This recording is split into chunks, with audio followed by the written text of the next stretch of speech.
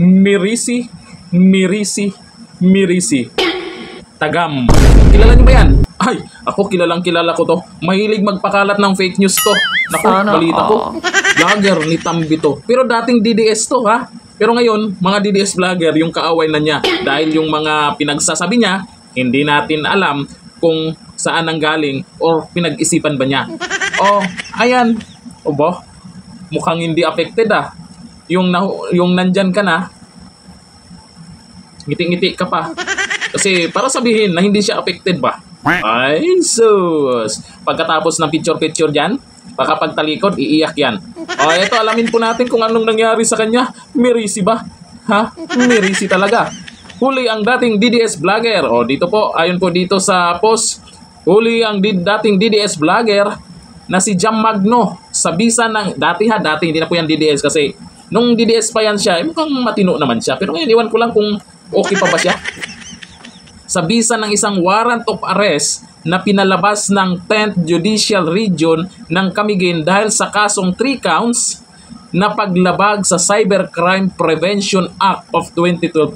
3 counts? Naku, mabigat-bigat to. Magkano kaya ang babayaran niya dyan? Ayan 24,000 tet.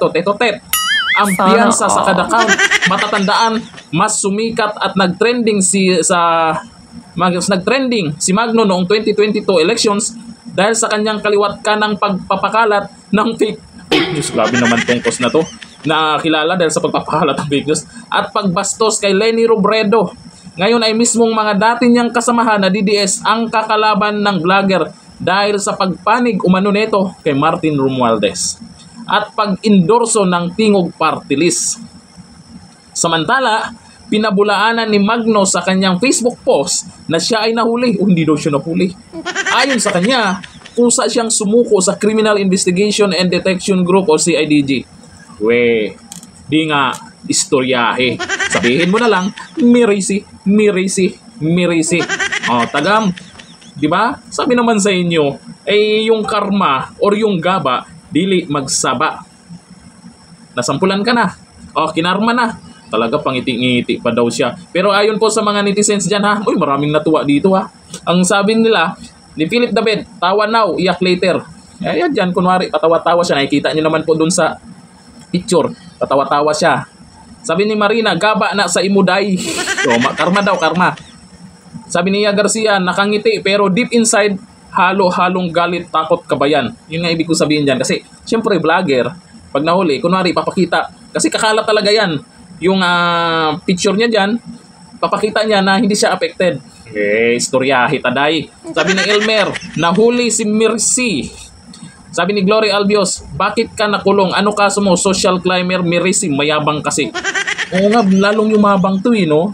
Ewan ko lang bakit mo sobrang yumabang to. Siguro, ay hindi natin alam, baka affected po siya sa mga nakaaway niyang mga DDS vlogger, dinaan na lang niya sa paganyan, feeling mayaman, o mayaman naman yan, kaya niyang bayaran yung 24,000 tet. Sana Sabi ni Bert Johnson, deserve, nadali ko rin fake news maker.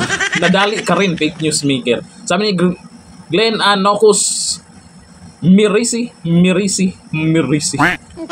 Tagam. Ayan ang sinasabi po natin. Sige, tuloy lang kayo sa pinagagawa nyo. Kasi ang gaba, dili magsaba.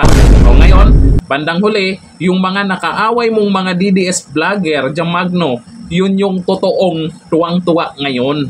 Huwag mo nang ipakita dyan na tawang-tawa ka, hindi ka affected. Ang totoong masaya ngayon, yung mga kinalaban mo na mga DDS vlogger.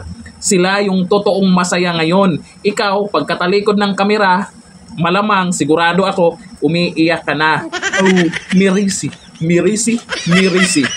Tagam.